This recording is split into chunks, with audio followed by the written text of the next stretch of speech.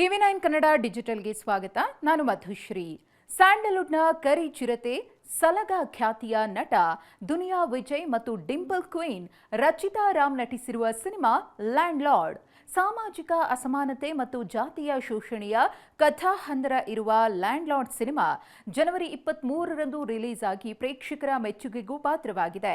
ಅಲ್ಲದೆ ಸಿನಿಮಾದ ಸಾಮಾಜಿಕ ಸಂದೇಶ ಮತ್ತು ಕಥೆಯ ಉದ್ದೇಶವನ್ನ ಮೆಚ್ಚಿ ಸಿಎಂ ಸಿದ್ದರಾಮಯ್ಯನವರು ಕೂಡ ಲ್ಯಾಂಡ್ ಲಾರ್ಡ್ ಸಿನಿಮಾಗೆ ತೆರಿಗೆ ವಿನಾಯಿತಿಯನ್ನ ಘೋಷಿಸಿದ್ರು.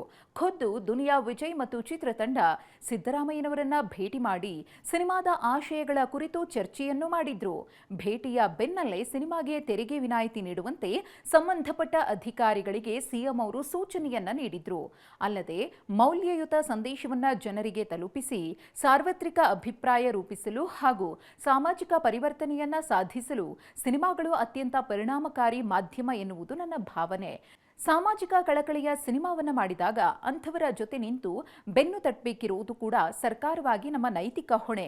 ಮುಂದಿನ ದಿನಗಳಲ್ಲಿ ಸಾಮಾಜಿಕ ವ್ಯವಸ್ಥೆಯ ಮೇಲೆ ಬೆಳಕು ಚೆಲ್ಲುವ ಲ್ಯಾಂಡ್ ಲಾರ್ಡ್ನಂತಹ ಇನ್ನಷ್ಟು ಚಿತ್ರಗಳು ಮೂಡಿ ಬರಲು ನಮ್ಮ ಈ ನಿರ್ಧಾರ ಸ್ಫೂರ್ತಿಯಾಗಲಿದೆ ಅಂತ ನಂಬಿದ್ದೇನೆ ಅಂತ ಸಿಎಂ ಸಿದ್ದರಾಮಯ್ಯನವರು ಅಭಿಪ್ರಾಯವನ್ನು ವ್ಯಕ್ತಪಡಿಸಿದ್ರು. ಆದರೆ ಸರ್ಕಾರದ ಇದೇ ನಿರ್ಧಾರದ ಬಗ್ಗೆ ಇದೀಗ ಖ್ಯಾತ ನಟರೊಬ್ಬರು ಅಪಸ್ವರವನ್ನ ಎತ್ತಿದ್ದಾರೆ.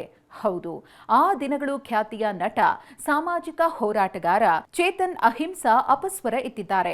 ಲ್ಯಾಂಡ್ ಲಾರ್ಡ್ ಸಿನಿಮಾಗೆ ಕರ್ನಾಟಕ ಸರ್ಕಾರ 100% ತೆರಿಗೆ ವಿನಾಯಿತಿ ನೀಡಿರುವುದು ಪಕ್ಷಪಾತದ ಕ್ರಮವಾಗಿದ್ದು ಆಯ್ಕೆ ಮಾಡಿದವರಿಗೆ ಅನುಕೂಲ ನೀಡುವಂತಿದೆ.